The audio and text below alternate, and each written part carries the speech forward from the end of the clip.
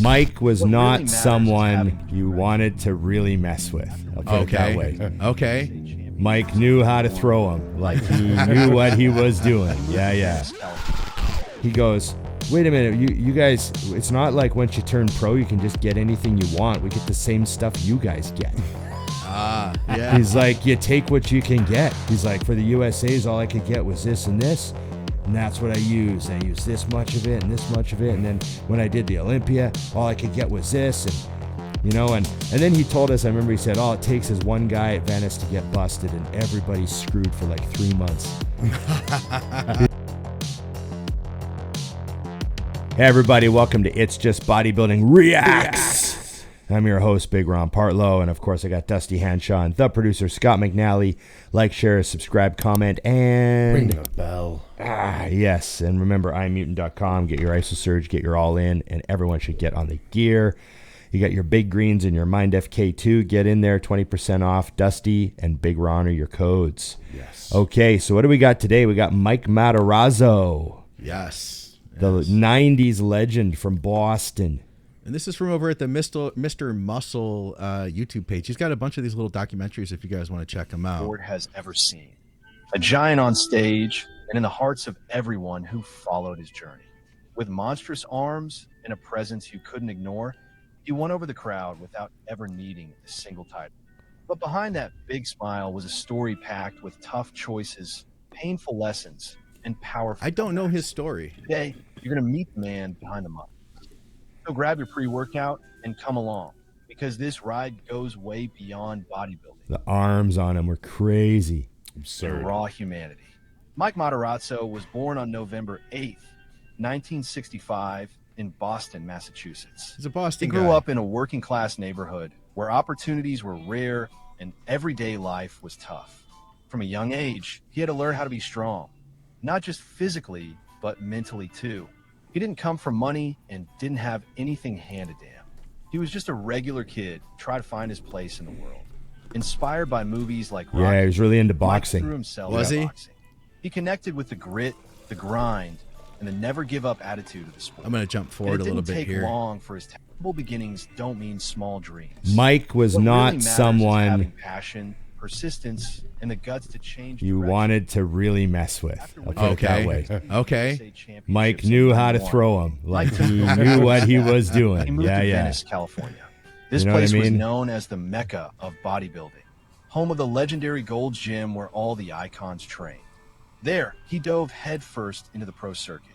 In no time, he was surrounded by champions, photographers, top magazines, and life-changing opportunities. He's a big dude. For a kid from He's a Boston, monster. it was Oh, like he's a great stepping guy. into a dream.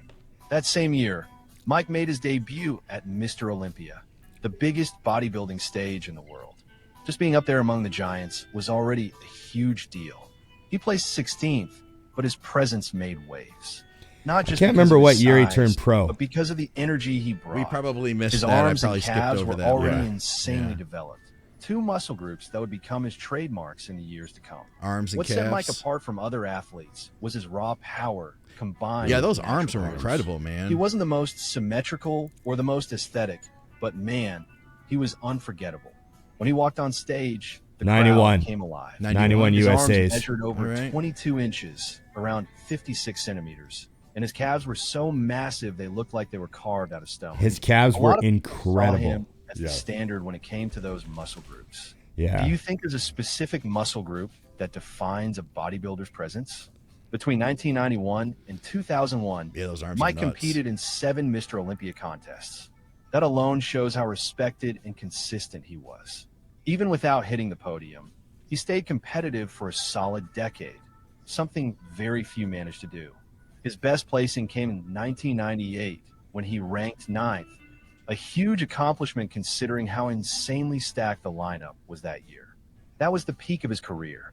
Being in the top 10 in any global sport is something to be proud of, wouldn't you agree?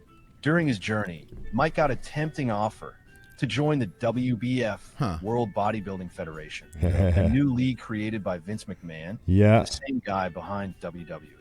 The organization promised high salaries and a more showbiz approach to bodybuilding. Matarazzo was offered $100,000 a year, double what he was making at the time. It's a But he pretty turned good it down. salary back then. He chose to stick with the IFBB, Okay. where he saw more tradition and real respect for the sport. That decision showed Mike was in it for more than just fame. He wanted to grow within the traditional circuit to prove himself against the best. No shortcuts, no flashy contracts. That move made his image even stronger with fans. People saw him as a true warrior of the sport, someone who couldn't be bought. Okay. It also earned him deeper respect within the bodybuilding community.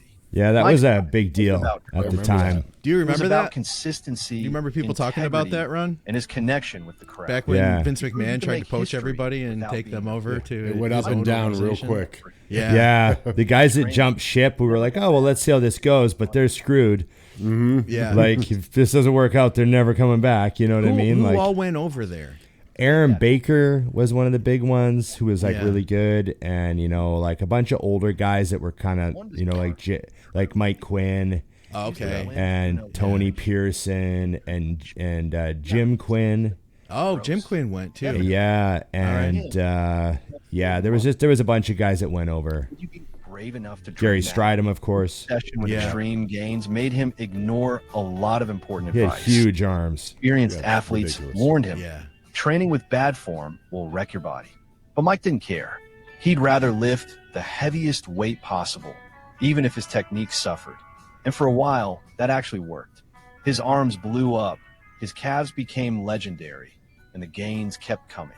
But in the long run, that kind of approach always takes a toll. Yeah, they really On top foreshadowed. of the heavy training, Mike also used substances that are common in pro bodybuilding. Anabolic steroids, growth hormone, and diuretics became part of his routine. Years later, he openly admitted these played a major role in the health issues he faced.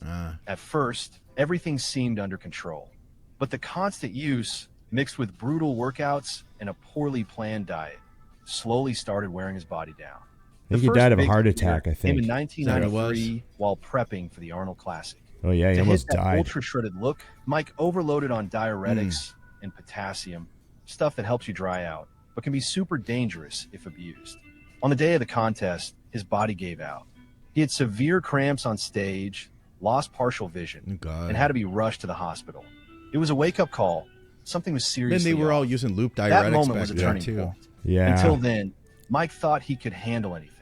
But right there, he realized he wasn't invincible. Those harmless diuretics nearly killed him. And the worst part, he wasn't alone. Lots of athletes were risking their health. Yeah, there was a most part, bunch they of looked guys really at that good. period of time. Like After that, Mohammed Mike Benaziza started- had died from diuretics and stuff. he knew And something had to change Yeah. if he wanted to keep competing without destroying We just had himself. the Munzer He began video to clean up the his other week. diet, monitor his supplement use, and pay more attention to how his body was responding. It was the start of a much-needed shift. But even with the changes, some damage was already done. It was I'm about just kinda entertaining jumping ahead to and see what's inspiring. going on here in the He story. did one more Mr. Olympia, but this time the result was disappointing. 21st place. For most, that would just be a bad year. But for Mike, it was a sign. Maybe his body was asking for a break. Sometimes the hardest fight isn't pushing forward. I didn't realize he went all the way to No. 01. I remember that. Retiring wasn't an easy decision, but Mike knew that keeping up with the grind could come at a serious cost to his health. Yeah, After yeah. a decade at the top, he decided to turn the page. Away from cameras and bright lights, he went searching for a fresh start. He moved to Modesto, a quiet town in California, a total shift from the buzz of Venice Beach. There, he found a calmer, more grounded pace of life. Far from the spotlight, Mike took on a regular job working as a bail bondsman. A simple, stable gig. It was like going back to his working class roots. Deep down, he'd always been a regular guy, even with all the fame. So what's a crazy. bail bondsman go to like Showed arrest you if you don't? happiness exists outside I the think world so. of Yeah. bodybuilding. Yeah. Accepting a skip out new on bail. reality isn't always I wouldn't easy, want to face but him. Mike You know did what I'm it with saying? grace. Or does After a bail retiring, bondsman Mike come to completely take your stepped away house from if you social put your media house up for and someone online forums. and they skip? He used to say he was a caveman and barely touched a computer.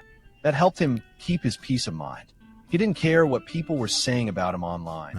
He lived in the real world. He spent his time focusing on his health and reconnecting with what truly mattered. Nowadays, that might seem like a muscles are radical sick. move. Yeah, Mike had a maybe few it's good years exactly there where he what looked pretty damn good. I mean, He the showed us USA's when he never was too young late and won the to USA's, start he looked incredible. Even when your Yeah. whole life seems You know what I built mean? around a goal. But even far from the stage and living a quieter life, Mike couldn't escape I the can't remember what constant year he died. extreme physical I strain. think we're and going to find out substance use. here. In December 2004, his health took a serious hit. He was diagnosed with heart failure and had to undergo emergency surgery, a triple bypass. Man, it's a shame. It was a complex It really is procedure, sad. but it was the only way to restore blood flow through his blocked arteries. At the time of the surgery, Mike was only 38 years old. For someone who'd spent his life building strength, lying on an operating table at that age was a harsh wake-up call. Still, he kept his humor and faith, believing it was just a bump in the road. So I think he died of a He heart went well, attack in but doctors were 2014. clear. Okay. The issue wasn't insurance. Get regular checkups. Don't wait for the problem to show Yeah, up. he was all So clogged up. The weight of someone who had learned the hardest way possible. Skipping tests, ignoring cholesterol, and living in extremes had cost him way too much. He shared that during his competitive years, his diet was totally unbalanced. He'd eat 10 to 15 pounds of red meat a day, with no fruits or veggies at all. He even avoided fruit. Might amp that up because a of little bit. natural sugar. Might be a little exaggerated. Yeah. The biggest issue wasn't the food, it was the chemicals. To him, the real enemy was invisible and silent. I feel like people Even are while a lot dealing better with at their serious physical nutrition nowadays limitations, than we Mike just stayed know so much grounded more about and bodybuilding committed. today, Oh, yeah. you know, and health. His words were raw and honest. He wasn't trying Yeah. to bash the sport. But people literally He was didn't trying know to back warn then. those just getting started. He said he would have rather lived like his grandfather. So I met Mike a Journalists couple around the world times, honored No him. kidding. Recognizing Yeah. the impact Yeah. he had on and he was funny, man. without He had a guest posing in Edmonton that we drove down for. It was like we had to drive like 5 hours to go see him at one of the supplement stores. Had him in the mall, Yeah. and he went and did a seminar. They rented like the movie theater Oh, wow. for the seminar. So like, you know, he just didn't have like the movie screen was behind him, but we were just sitting in like the movie theater, and he had like the little stage there. Yeah. And he just had this like really informal seminar where he sat and he answered. He talked for a while. It was really good. Yeah. And then when the seminar was kind of over, he said, okay, so, you know, all questions, you guys fire away. So people started asking questions, you know, and there's questions coming. And after a few minutes, you know, and at this point we're all like, I think I was like 20 years old or something at the time. Yeah. So we're all sitting there and we all kind of got some, you know, we want to ask him the good questions, right? Because this is way back before, like, you don't get to talk to anyone about this stuff. Yeah. Right. And then, you know, there's a bunch of us monkeys kind of looking at each other. And then finally Mike goes, okay, I know there's some of you here that really want to ask me like real questions. So feel free. Like, Okay. Yeah. and so everyone kind of looks at each other, and then the hands just shoot up. Like 10 hands go up. And the first question was like, you know, how much tests do you take or something like that. Yeah. Yeah. And he just got into it. You could tell he was just waiting for the gear questions because he was just chomping. And as soon as someone's like, how much test do you take? He's like, well, you know, blah, blah, blah, blah. And he just started talking. And then everyone's like, oh my God, he's actually telling us. Yeah. And then so the hands just like don't stop. Everyone's like, you know, how much Anavar do you use? Or, you know, and he's like, Yeah. and it was funny because some of his answers were like, in hindsight now, they're funny because someone asked him like, well, what do you know, this and that. And he's like, he goes, wait a minute, you guys, it's not like once you turn pro, you can just get anything you want. We get the same stuff you guys get. Ah, yeah. He's like, you take what you can get. He's like, for the USA's, all I could get was this and this. And that's what I used. And I used this much of it and this much of it. And then when I did the Olympia, all I could get was this. And, you know, and then he told us, I remember he said, all it takes is one guy at Venice to get busted and everybody's screwed for like 3 months. He's like, you know what I mean? Out of like certain items, like the guy who gets the GH. Right. Something happens to him and like there's like 50 pros at Golds that are like, fuck. Yeah. And so he just said, like, you know, if you ever wonder why 1 year at the O, a guy looks really great, and the next year at the O, he doesn't look as good. He's like, it's not all the same every year. It's not like. So it was just funny. And then I remember he had his sweatpants pulled up over his calves the whole time. Okay. Because his calves were so crazy that everyone just wanted to. So I remember someone said, show us your calves. And he's like, everyone wants to see the calves. So he just pulled his sweatpants up and he left them up the whole seminar. Yeah. And then he goes, well, you guys probably want to see some shots, eh? And everyone's like, yeah. So he peels down. Like, he's not really guest posing, but he just peeled down. Like, he just dropped his pants down and hit like a few shots. And and he was like off season, right? Right. And he had this NPC tank top on underneath, and it was like cut off. Yeah. And I remember I just jokingly was like, I'll buy that tank top off you. You know, like have Mike Matarazzo's tank top, you know, like it'd just be cool for like back day or something. Yeah. And, you know, like, because some guys collect like jerseys and stuff. So I didn't think it was a big deal. I was just, I just jokingly kind of said, like, you know, you can't collect a jersey for bodybuilding, you know? Right. Yeah. I was like, I'll have that I'll buy that tank top off you. And he goes, nah, man. He goes, hey, if I give you this tank top, will you wash it and wear it? Will you train in it? Yeah. And I go, yeah. And he goes, have it. And he just threw it to me. You're kidding me. No, so he just threw me his yeah. tank top. And then I caught it, and I realized it was soaked. Because he'd been, like, sweating the whole seminar. He's, like, sitting there sweating with his sweatshirt on. Yeah. That's So amazing. when he peeled the tank top on, instead of putting it back on, he threw it to me. And everyone's like, ah! And I caught it, and I realized it was soaked. I just kind of stared at it. I'm like, well, You can wash I had it. to Right? keep it. I got to wash it. Yeah. So I can't remember what I did with it, but I kept it and I washed it, and it was like I used to wear it under my boat neck shirts. Yeah. So I'd have the that's yellow look. NPC tank top on with the boat neck shirt over top, and but the only problem was it wasn't. I couldn't just wear it as a tank top because Mike used to crop all his tank tops. Okay. Yeah. So it was cut way too short. So it was only for under the boat necks. Okay. You know what I mean? Yep. Yeah. Yep. So, but it was just so crazy. He was just so funny. And then that would have been like 92. Okay. So then fast forward to 96, my first time at Gold's Venice. Yeah. And I'm in the gym and I look up. So this is like 4 years later, right? Yeah. I look way up where the bikes are, and Mike's up on one of the bikes. Okay. And I go, oh, Mike Matarazzo's here.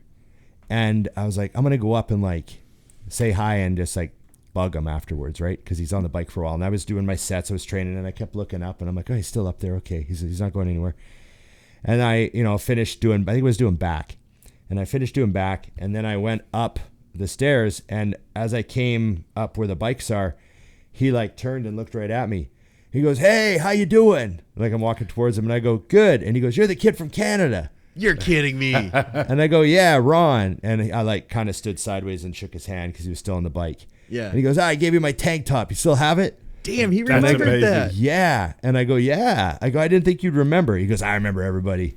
Oh, dude, that's And so I was like, cool, oh, man. that's cool. And he goes, yeah. And then he just started talking. What do you think? What are you doing down here? You come down to get discovered? And I was like, no, just on a holiday, like just a kid on a holiday, Yeah. And he's like, oh, yeah, blah, blah, blah. And then I remember he said something like, don't make too many friends around here. This place will eat you up. But like with like a Boston accent, he's like, yeah, this place will eat you up.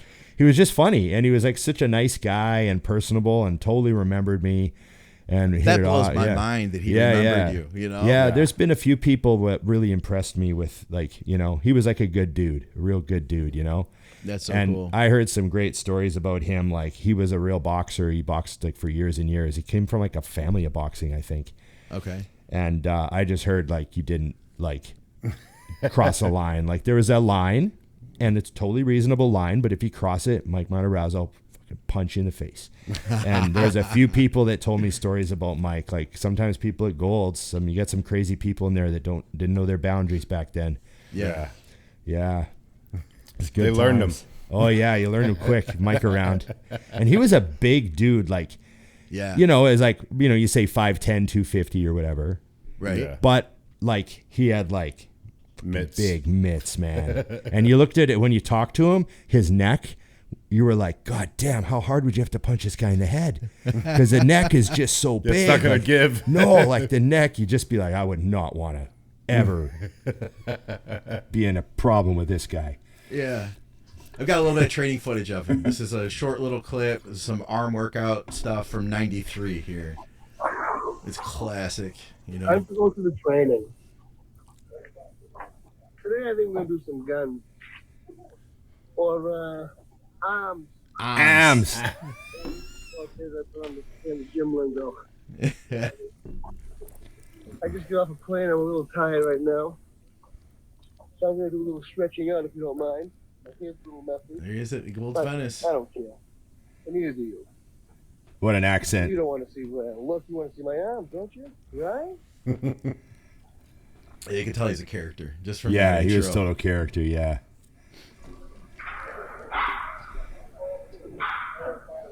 So this is the era when you were there, Ron. Yeah, man. This is right the old around era. then. That's Yeah. that mirror. That's the famous mirror back then. Yeah. That's the stairway, and that's the cardio up top. There is where he was. Those, Okay. like up top above that gold sign there. Yep. Yeah. That's the non-pumped look. Yeah. What year did you say you were there when you met 96, him there? 96. Okay, so a few, Yeah. 3 years later. But Yeah. the gym was pretty much the same. You know, Yeah, it had to be. Yeah. Same crews. No more of the exaggerated measurements. I'm in enough trouble. I'm 21 and a half, 22. But big enough. Look at that Vallejo belt, the zebra Oh, yeah. stripe Vallejo. Oh, I had to get one of those now. Yeah. Hey. What if they still have the zebra stripe? I feel like Yeah. if they don't, they should. Still you know? order an old Vallejo. Yeah.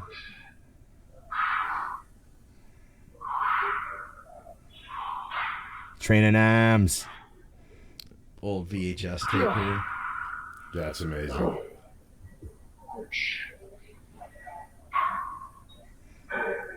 Yeah, it's a Fucking shame, man. Like I said, I didn't know a lot of his story, and I knew he had an untimely passing, but I feel like we know better now, you know, than I guess the guys did back then, at least with diuretics. Yeah, and you're right, Scott. The early '90s is when like, I mean, obviously they've been around for a long time. People have been using them for decades, but that early '90s, everyone was going hard on the loops. Yeah, like real hard. But it also though, like, I mean, yeah, there was some terrible stuff, but like guys look fucking Well, that was nasty the on problem stage, was you know, the they look so loops, good. the loop diuretics were such a hit and miss that you'd get someone who would look incredible. Yeah. And then the next guy would do it, and he just whole year would go to shit. You know, like My old lady is, don't you? Have her name me wherever I go. What? I have Look at no that idea. water jug.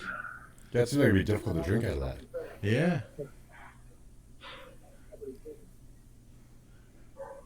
If she was the company president, I'd be 300 pounds eating rain beans every day. Some more set to these. With 2 more exercises for each. All right, I'm gonna skip forward a little. Oh, there's not a lot to this. that's a string tank. Oh, String yeah. tank top as it ever gets. Any more of a string, it would just not be there. You're just You know not what I'm wearing a saying? shirt. Yeah. Yeah, yeah. You guys, here's a question. Have you guys ever gone to the grocery store in that level of tank top? Well, at one time after training, and then I never did it again. That string of a stringer? Not quite that. No, I never wore a string quite like that, but as close as I had ever gotten, you know. And I just is not my style. Not my I groove. think Yeah. that that's the earlier, like when you're smaller era when I would wear stuff like that. Like when I was And you get ripped 215, for the I'd first probably time. wear that. And then when I got really big, it became long sleeve shirts, you know? Yeah, yeah. I think, yeah, I might have gone to the grocery store in a tank top just a couple times when I was like really, really close to a show, younger, Yeah. you know. You Just get older, kidding. you don't want to do that. No, and then you realize it's a hassle, yeah. I remember doing my tan on Friday. A couple of years ago, I was I'll almost tell you 300 in a pounds. It was 289 pounds. And I stretched the tape to almost 23. That's the biggest I ever got, though. But I don't think that. I think that measurement is unattainable for a guy my height. A 23-inch arm. God. Yeah, it's wild how clean the walls were at Venice back then. Yeah. Yeah. Only thing, it just seems so bare compared to what you're used to now.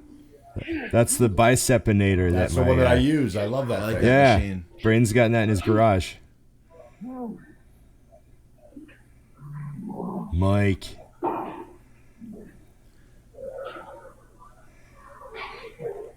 Yeah, He was just popular. massive.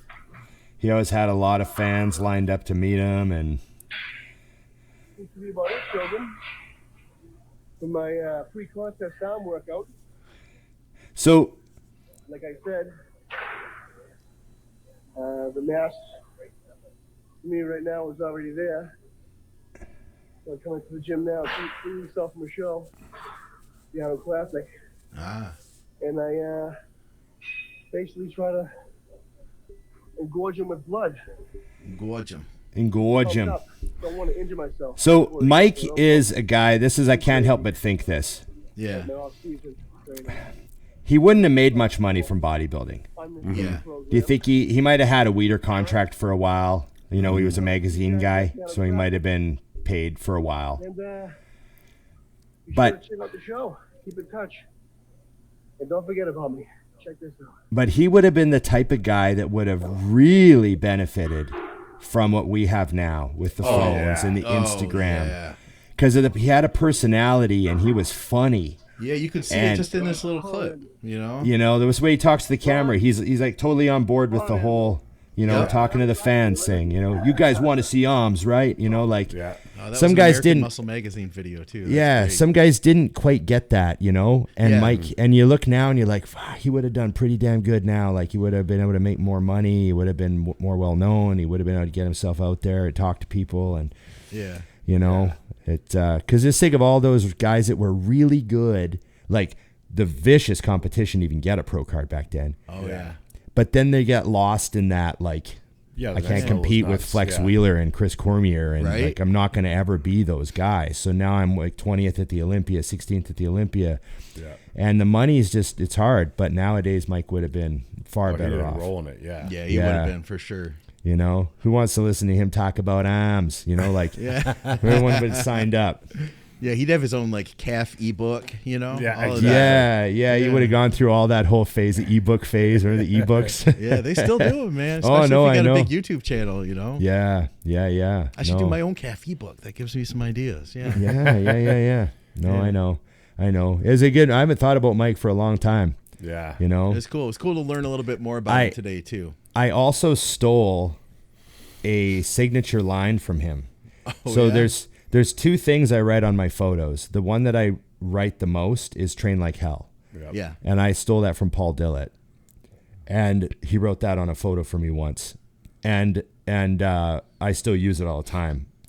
But I also stole something from Mike. He wrote on a photo, "Sickness for thickness."